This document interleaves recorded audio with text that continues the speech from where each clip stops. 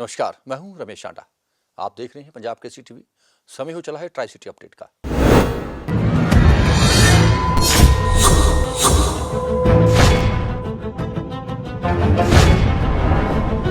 अब कह रहे हैं कि उठा के फेंक दो, अब हम लोग कहाँ जाएंगे?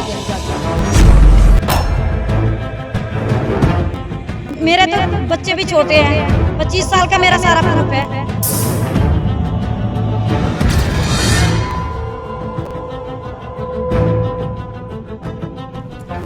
चंडीगढ़ को स्लम फ्री बनाने के लिए चंडीगढ़ प्रशासन एक बार फिर से शहर की कॉलोनी पर बुलडोजर चलाने जा रहा है। ये बुलडोजर इंडस्ट्रियल एरिया फेज 1 में बनी कॉलोनी नंबर 4 पर चलेगा। इसके लिए प्रशासन ने बकायदा कॉलोनी के लोगों को चेतावनी भी दे दी है। 2 महीने में इस अवैध कॉलोनी को ढहाने की चेतावनी प्रशासन ने कॉलोनी में एक बोर्ड पर लगा दी है। प्रशासन द्वारा किए गए बायोमेट्रिक सर्वे में कुछ परिवार दस्तावेजों की कमी के कारण लाभार्थी नहीं बन पाए थे। ऐसे परिवारों की संख्या सैकड़ों में है। उन्होंने अब प्रशासन के इस फैसले का विरोध करने का मन बना लिया है। इससे पहले कॉलोनी में जो परिवार बायोमेट्रिक सर्वे के तहत लाभार्थी पाए गए थे, उन्हें केंद्र सरकार के पुनरावास योजना के तहत मकान दिए जा चुके हैं। मलोया में इनके लिए पुनरावास योजना के तहत मकान बनाए गए थे।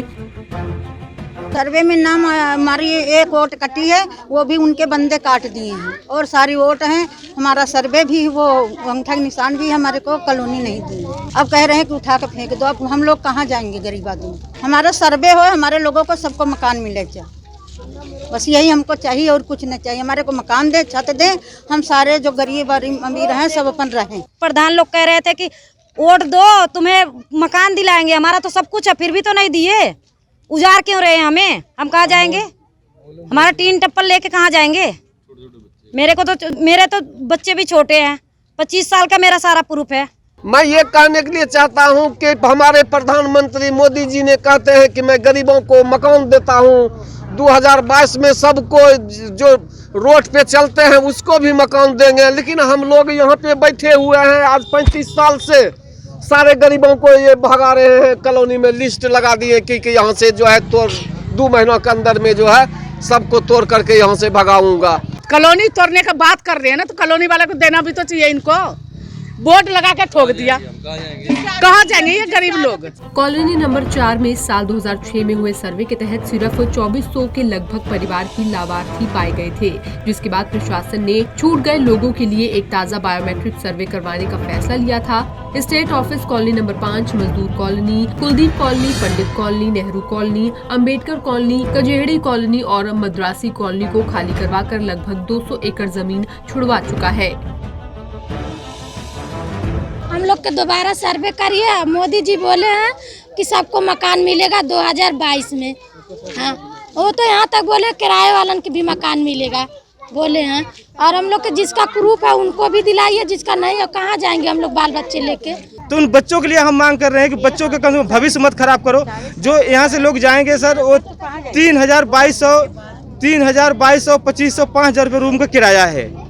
वो किराया जो कंपनियों में काम करने वाले हैं उनके 7,000 से लेकर 8,000 रुपये तनख्वाह है। अब अगर वो 4,000 रुपये किराया दे देंगे तो बच्चों को कहाँ से पढ़ा लेंगे? चाहते हैं कि हम लोग का मकान को सर्वे करे, किसी तरह दे। जो नए मकान है हम लोग का कॉलोनी में, पूरी कॉलोनी भरी हुई है। पूरी कॉलोनी में आधा कॉलोनी हम लोग के साथ का नहीं है। जो नए नए आते हैं मकान बनते हैं, सबको मिलता गया, हम लोग पुराने बैठे रह गए। मेरा आदमी एक जो बीमार था, मैं 16 गई थी, तो उसको लेके यहाँ वोट नहीं डाल पाई थी, इसलिए मेरे कमरा नहीं दे रहे हैं, दौड़ा रहे हैं। जाती हैं तो बोल रहे हैं तो अभी नहीं, तभी ये मिलेगा, पेपर में आएगा, कुछ नहीं उठा रहे हैं। हम कहाँ जाऊँगी?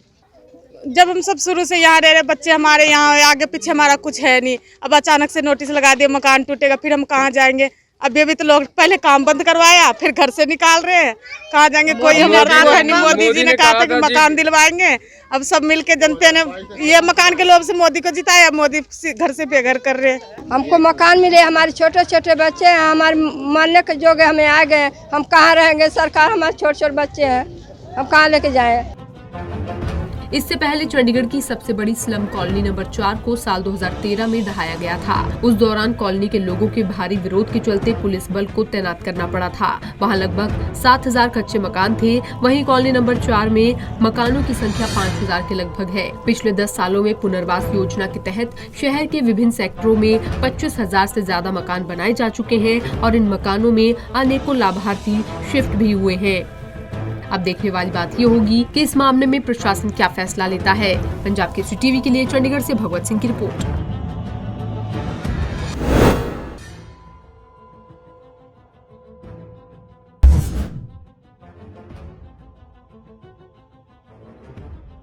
साइबर फ्रॉड करने वाले आरोपी बाज नहीं आ रहे हैं। नए नए तरीके खोजकर आरोपी लोगों से ठगी कर रहे हैं। ऐसा एक मामला सेक्टर 35 निवासी बीएसएफ के रिटायर्ड कमांडेंट से हुआ, जिसकी शिकायत पर साइबर सेल में केस दर्ज कर मामले की जांच शुरू की गई। मामले की गहनता को देखते हुए मामले में साइबर सेल इंचार्ज हरिओम की अगुवाई में टीम गठित की गई है, जिसके बाद मामले में 2 आरोपियों को पटना से गिरफ्तार कर लिया गया है और दोनों ने अपना जुर्म कबूल भी कर लिया है। दोनों का पुलिस ने 1 दिन का पुलिस रिमांड लिया था। दोनों आरोपियों की पहचान मोहम्मद मिसबाह हक नजदीक शेरशाह मस्जिद बख्शी मैदान पटना और कुणाल सिंह कुंडल टोली राजपुताना ताला नजदीक शिव मंदिर पटना सिटी के रूप में हुई है। दोनों आरोपियों ने रिटायर्ड कमांडेंट से सिम की KYC अपडेट करवाने के नाम पर 9.99 लाख रुपए की ठगी की थी। आरोपियों ने रिटायर्ड कमांडर से अकाउंट से पैसे ट्रांसफर करवाए थे। पंजाब केसरी टीवी के लिए चंडीगढ़ से कुलदीप कुमार की रिपोर्ट।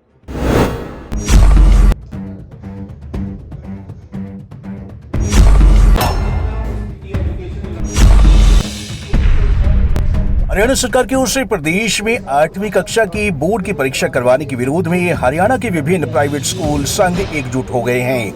निजी स्कूलों के प्रतिनिधियों का मानना है कि सरकार का ये तुगलकी फरमान स्कूली प्रबंधन के साथ साथ विद्यार्थियों और उनके अभिभावकों तक को गवारा नहीं है, जिसका वे विरोध करते हैं। बुधवार को चंडीगढ़ प्रेस क्लब में आयोजित एक प्रेस कॉन्फ्रेंस के दौरान प्रदेश भर के निजी स्कूलों के एसोसिएशनों के प्रतिनिधियों ने सरकार के इस प्रस्ताव के खिलाफ धावा बोला और अपनी स्थिति स्पष्ट की। हमारी तो एक ही चीज़ है, एक ही चीज़ हम कहना चाहेंगे सरकार से कि भाई इस को वापस लें और हम इसमें रजिस्ट्रेशन लीगली हम रजिस्ट्रेशन कराने के लिए बाध्य नहीं है, लेकिन स्कूलों में एक जब सरकारी पत्र आता है उसको देख करके बड़ी घबराहट हो जाती है। हम उसका विरोध करते हैं। कोई रजिस्ट्रेशन नहीं कराएगा, कोई फॉर्म नहीं भरेगा। मान लो किसी ने गलती से रजिस्ट्रेशन करा दिया है तो बच्चों को फॉर्म नहीं भरेंगे, क्योंकि आज 16 तारीख होगी, मार्च के अंदर एग्जाम होने, 15 दिन के अंदर अभी कोई एग्जाम होता है उसकी कोई ना कोई प्रैक्टिस होती है, पेरेंट्स को बताया जाता है, बच्चों को बताया जाता है, टीचरों को बताया जाता है। उस लेवल पे ये बिल्कुल अंधेरगर्दी है। इसका हम सब मिल करके पूरा विरोध करेंगे। कि 2.5 साल से लगभग 2-2.25 साल से बच्चे घर पे हैं। शहरी जो स्कूल हैं, जो CBSE के स्कूल जो है लगभग शहर के अंदर ज़्यादा हैं, उसके अंदर 10% भी अटेंडेंस इन बच्चों की नहीं है। उन बच्चों को एकाएक फरवरी के अंदर, जनवरी के अंदर ये कहा जाए कि उस सिलेबस का पेपर आप दें जो आपने पढ़ा नहीं, आपके टीचर ने पढ़ाया नहीं, आपके टीचर ने उसके क्वेश्चन का स्वरूप क्या होगा आपको पता नहीं, और उस चीज़ के लिए उस 8वीं क्लास के 12-13 साल के बच्चे को एकदम से कहा जाए कि एग्ज़ाम दे, उस ट्रॉमा के अंदर डालना जो कि 10 साल से 11 साल से पेपर हुआ नहीं। तो ऐसी क्या इमरजेंसी थी कि आनन फानन के अंदर इसी साल में अगर किया जाए, हम कोई एग्जामिनेशन से के विरोध में नहीं है, एग्जामिनेशन होने चाहिए, और बोर्ड अगर इतना ही अच्छा है तो बेशक 1st क्लास से 12th तक कर दें।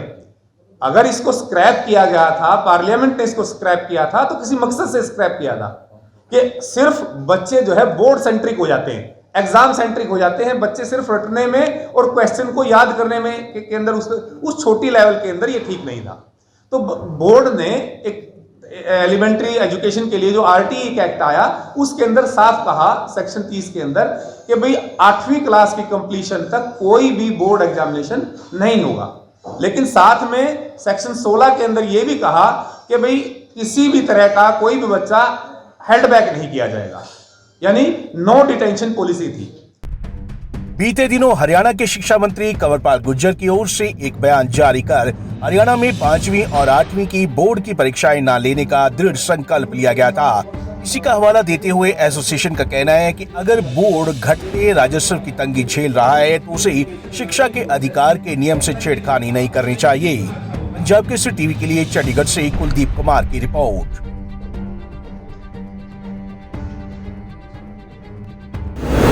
छोटी है और मैं जिहड़ी पंगत जिथे बैठता हाँ वो भी पंगत मेरी छोटी है और मेरा छोटे घर दे विच छोटी जात विच ही जन्म होया। ये निमरता है उन्हां दे विच एडे महान परंतु निमरता दे विच जाति ओछा पाती ओछा मेरी जात भी ओछी है छोटी है और मेरी पंगती भी छोटी है और ओछा जन्म हमारा और मेरा जो जन्म है वो भी छोटी कुल दे विच होया है। ये काल्पनिक वाहिगुरू राजा राम की सेवना कीनी कह रविदास अपने कुठारे हम समझाउंदा यतन कर रहे हैं बाबा रविदास मेरा जन्म इसी तरह चला गया। मैं श्री गुरु दास जी महाराज जी ਦੇ 645ਵੇਂ ਗੁਰਪੁਰਬ ਤੇ ਸਾਰੀ ਸੰਗਤ ਨੂੰ ਲੱਖ ਲੱਖ ਵਧਾਈ ਦਿੰਦਾ ਜੀ। ਤੇ ਇਹ ਜੋ ਉਹਨਾਂ ਦਾ ਪ੍ਰੋਗਰਾਮ ਹੈ ਜੋ ਗੁਰਪੁਰਬ ਹੈ ਮਨਾਇਆ ਜਾ ਰਿਹਾ ਹੈ ਇਹ ਸਿਰਫ ਇਕੱਲੇ ਚੰਡੀਗੜ੍ਹ ਵਿੱਚ ਹੀ ਨਹੀਂ ਪੰਜਾਬ ਵਿੱਚ ਹੀ ਨਹੀਂ ਹਿੰਦੁਸਤਾਨ ਵਿੱਚ ਹੀ ਨਹੀਂ ਬਲਕਿ ਆਲ ਵਰਲਡ ਦੇ ਉੱਤੇ ਬੜੀ ਧੂਮਧਾਮ ਨਾਲ ਮਨਾਇਆ ਜਾਂਦਾ ਹੈ। ਅਸੀਂ ਵੀ ਇਸੇ ਤਰ੍ਹਾਂ ਇੱਥੇ 30 ਸੈਕਟਰ ਦੇ ਵਿੱਚ ਬਾਕੀ ਵੀ ਜਿੰਨੇ ਗੁਰਦੁਆਰੇ ਆ ਸਾਡੇ ਸ਼੍ਰੀ ਗੁਰਦਾਸ ਮੰਦਿਰ ਹੈ ਸਭਾਵਾਂ ਨੇ ਜਿੰਨੀਆਂ ਸਾਰੇ ਟਰਾਈ ਸਿਟੀ ਦੇ ਵਿੱਚ ਅੱਜ ਬੜੇ ਧੂਮਧਾਮ ਨਾਲ ਮਨਾਇਆ ਜਾ ਰਿਹਾ। ਬਾਕੀ ਜੋ ਸਤਿਗੁਰਾਂ ਦਾ ਉਪਦੇਸ਼ ਹੈ ਐਸਾ ਚਾਹੂੰ ਰਾਜ ਮੈਂ ਜਹਾਂ ਮਿਲੇ ਸਭਨ ਕੋ ਅੰਨ ਊਚ ਨੀਚ ਸਮ ਵਸੇ ਰਵਿਦਾਸ ਰਹੇ ਪ੍ਰਸੰਨ। ਸੋ ਸਤਿਗੁਰਾਂ ਦੀ ਜੋ ਆਗਿਆ ਹੈ ਅਸੀਂ ਉਸ ਨੂੰ ਵੀ ਜੋ ਸਤਿਗੁਰਾਂ ਦਾ ਉਪਦੇਸ਼ ਹੈ ਅਸੀਂ ਸਾਰਿਆਂ ਨੇ ਮੈਂ ਵੀ ਇਸ ਚੈਨਲ ਜਰੀਏ ਮੈਂ ਸਾਰੀ ਸੰਗਤ ਨੂੰ ਇਸ ਚੈਨਲ ਜਰੀਏ ਬੇਨਤੀ ਕਰਦਾ ਹਾਂ ਕਿ ਜੋ ਅੱਜ ਦਾ ਸਮਾਂ ਹੈ ਬੜਾ ਭਿਆਨਕ ਆ ਰਿਹਾ ਹੈ ਸਾਡੇ ਸਮਾਜ ਵਾਸਤੇ। ਸੋ ਅਸੀਂ ਸਤਿਗੁਰਾਂ ਦਾ ਜੋ ਉਪਦੇਸ਼ ਹੈ ਅਸੀਂ ਉਸ 'ਤੇ ਪੂਰਾ ਚੱਲਣ ਦੀ ਕੋਸ਼ਿਸ਼ ਕਰਨੀ ਹੈ।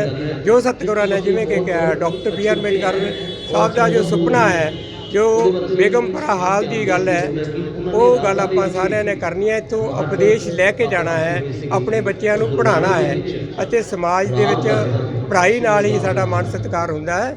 ਸੋ ਮੈਂ ਜੋ ਵੀ ਇੱਥੇ ਸੰਗਤ ਆਈ ਹੈ ਦੂਰੋਂ ਨੇੜਿਓਂ ਇੱਥੇ ਸਤਿਗੁਰਾਂ ਦਾ ਗੁਰਪੁਰਬ ਮਨਾਉਣ ਵਾਸਤੇ ਸਾਰੀ ਸੰਗਤ ਦਾ ਅਤੇ ਆਪਣਾ ਮੀਡੀਆ ਦਾ ਬਹੁਤ ਬਹੁਤ ਧੰਨਵਾਦ ਕਰਦਾ ਹੈ ਜਿਨ੍ਹਾਂ ਨੇ ਐਡਾ ਬੜਾ ਉਪਰਾਲਾ ਕੀਤਾ ਹੈ ਸਤਿਗੁਰਾਂ ਦਾ ਉਪਦੇਸ਼ ਪਹੁੰਚਾਉਣ ਵਾਸਤੇ ਇੱਥੇ ਆਏ ਨੇ। ਮੀਡੀਆ ਦਾ भी बहुत बहुत धन्यवाद करता।